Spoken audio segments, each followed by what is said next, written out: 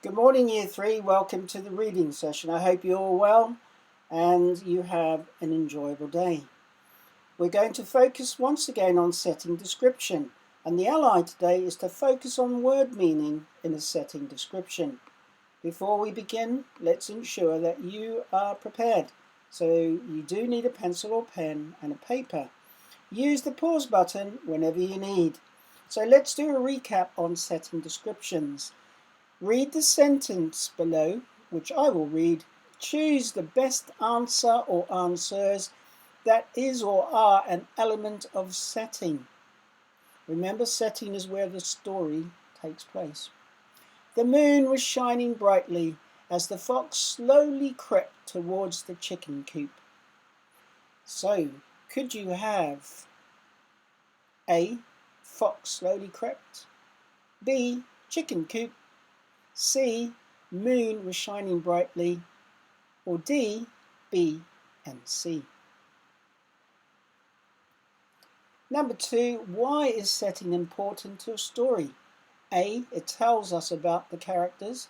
B. It lets us know the context of a character's actions and sets the mood. C. It settles a conflict. Or D. It helps predict the ending of a story. Let's go to number 3. What is the best way to put setting into a story? Is it A. Take a picture and copy it into the pages of the story?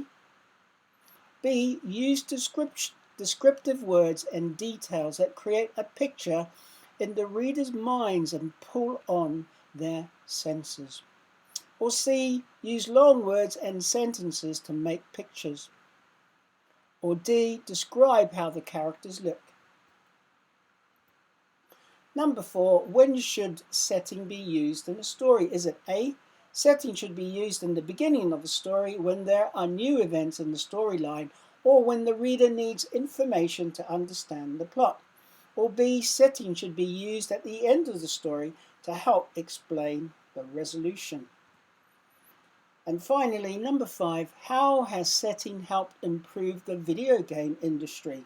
Well, this got nothing to do with story writing, although they are related. A. It created new types of computer consoles. B. It made characters more interesting by giving them new tools. C. It gave the games more backgrounds and visuals to make them complex and exciting. Or D. It helped people understand the games. Well, I'll count to 5 and let's mark the setting descriptions now. 1, 2, 3, 4, 5. Pause the pause button if you need more time.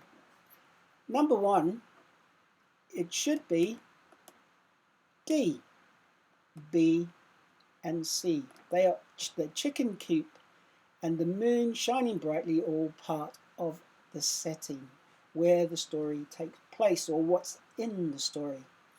Number 2, why is setting important to a story? Well, it's B.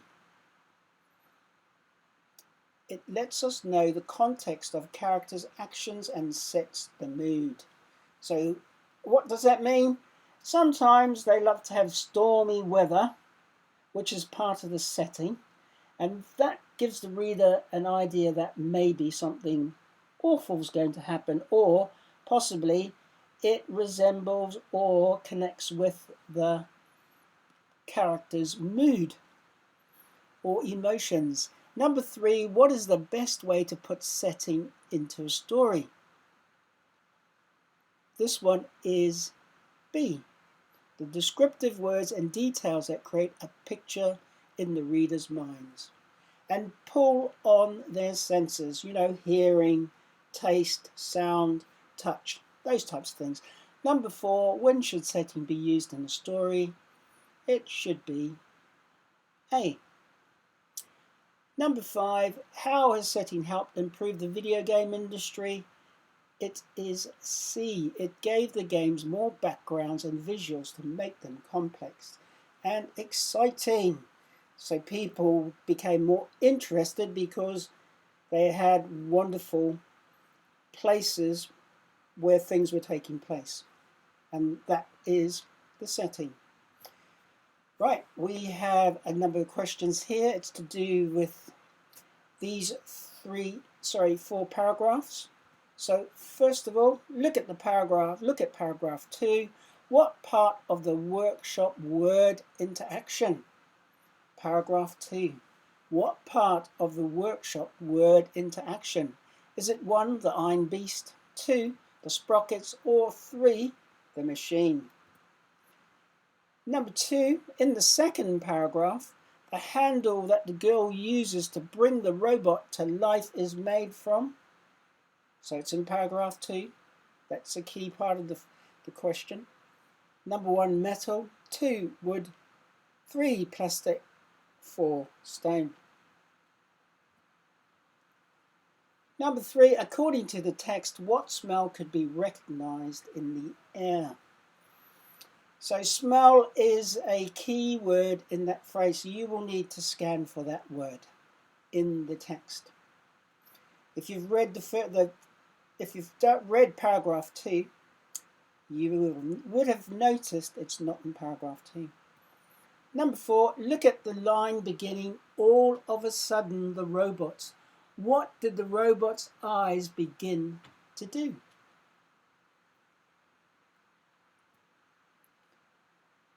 And then true or false, the robot was made from steel.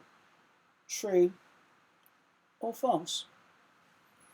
I'm going to give you a few seconds to finish that, and we can mark that work. I'll count to 10 in my head, give you a chance to finish off if you've not finished. You can always push the pause button if you need to.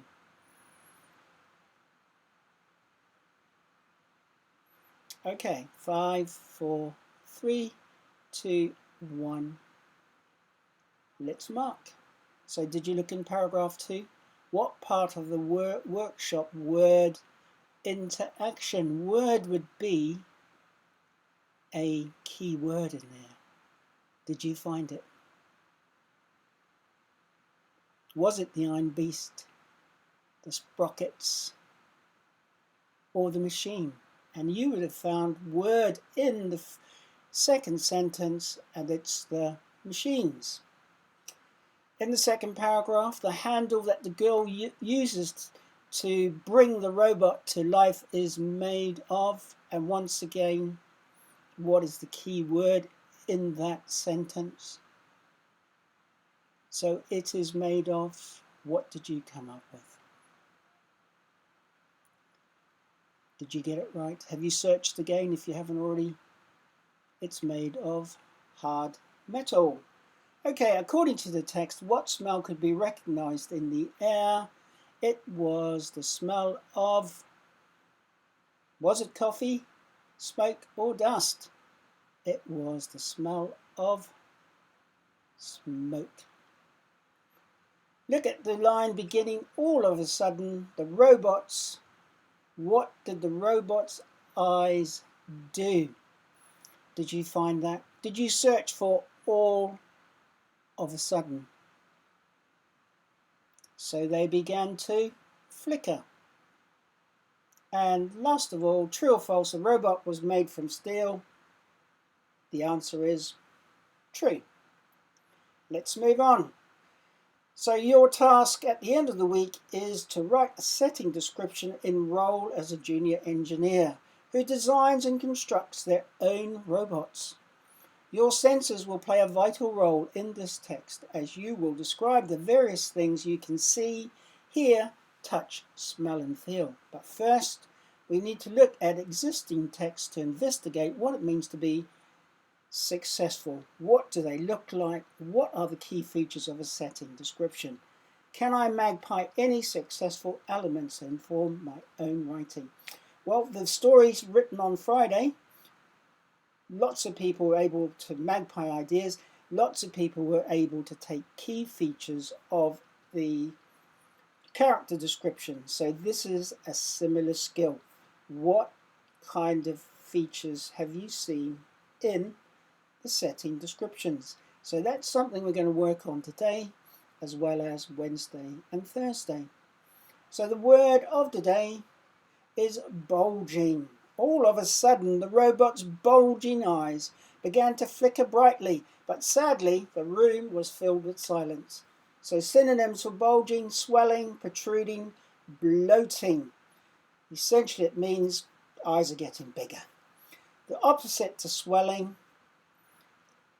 or protruding or bloating or bulging is contracting, deflating. In other words, contract and deflate means to go down or get smaller, decrease in size. If we put bulging in another sentence, it could be, the boy stuffed the last book in his bulging bag. Or it could be, after the meal, the boy's stomach was bulging like a big balloon. So that's a word you could magpie for your story. Right, on the left hand side here we have some features related to word meaning. So if you want to ensure that you understand the words in sentences, paragraphs, you need to read the word aloud. If you don't know it, read it aloud. Can you see any small words in the large word? So you may look for a root word, but say the word, you may find that you've heard it before. And then read the word in the context of the sentence. By reading that sentence, you'll have an idea of how they use the word in that. What does it mean in that sentence? Can you work out the word class? Is it a noun, an adjective, a verb, an adverb? Could you replace the word with a synonym?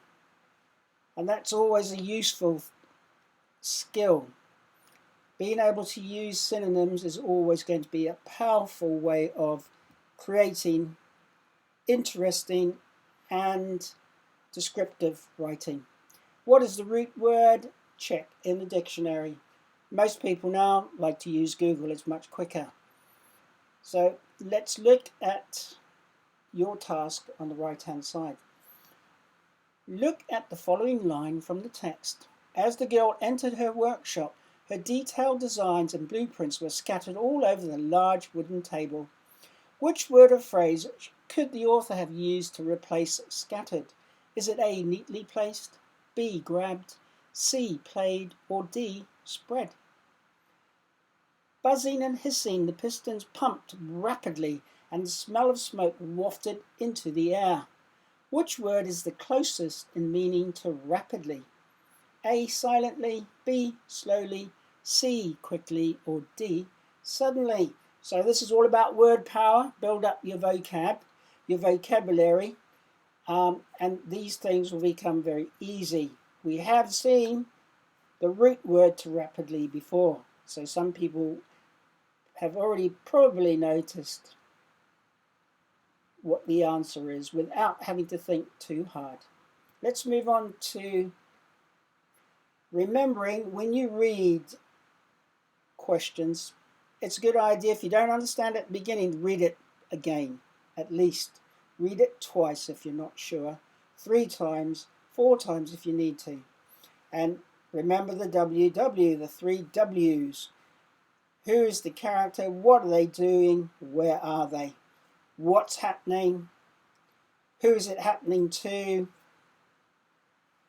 All those kinds of questions are always going to be very important. If you're searching for information, make sure you're on the right page. And then skim gives you a general overview of what's on the page or in the paragraph. And scan, you're going to look for a specific word to locate in the text. And if you have a question, find the key phrase or key word, and then you can scan for it in the text. So read around the information. The information isn't always in the text. You have to think about the context of what's happened, and you may need to infer or predict. So read around the information and write down your answer, but last of all, check that it actually makes sense. So here is your task for today. So we've got questions on this slide, one more on the other slide, and that'll be it for today. So the focus is word meaning. We've read the text before. So the first question is, in the first sentence, which word suggests her designs had lots of information? So which word suggests her designs had lots of information? So find the word. Number 2, choose the phrase in the paragraph that shows how the objects on the floor looked. So there are objects on the floor. What do they look like? Number 3, what does the word clamped mean in this paragraph? So find the word clamped, that's the key word. What does it mean in this paragraph? In the third sentence, by the way, if you do not know what the word clamped means, then you either use a dictionary or you use Google. In the third sentence, which phrase suggests the girl turned on the taps straight away? In the third sentence, which phrase suggests the girl turned on the tap straight away? Number 5, in the sentence that starts with suddenly, which word could be replaced with vibrate? So word meaning is very important in all of those questions. And number 6, find and copy 3 more synonyms for vibrate in the sentence below. Steam burst out of the juddering pipes and caused the equipment to shudder and shake even more. So can you find 3 more synonyms for vibrate in the sentence below? So there are 3 words below in that phrase that are synonyms for vibrate. Select them. And last of all, it's always important for a writer, author, poet to create pictures in the reader's mind. So here's your task. Read the first 3 sentences or the last 3 sentences in this paragraph. Draw a picture to show the meaning of these sentences. So I'm going to read the first 3 sentences, and then you need to imagine what it looks like and then draw a picture of it. Right, her hands clamped around the cold hard metal as she attempted to crank the handle and bring the robot to life. All of a sudden, the robot's bulging eyes began to flicker brightly, but sadly, the room was filled with silence. Without hesitation, she quickly turned the red taps and pushed the lever to maximum level. So after reading those 3 sentences, you can draw a picture of those 3 sentences. What does that picture look like?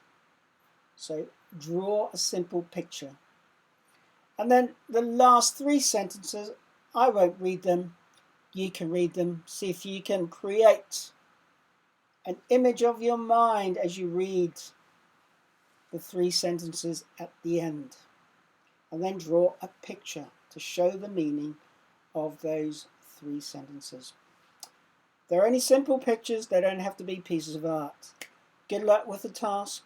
I look forward to seeing your work. Thank you everyone for sending and emailing your work. I appreciate all the hard work that you're putting in, and your personal effort is wonderful. Thank you very much. Take care. Bye for now.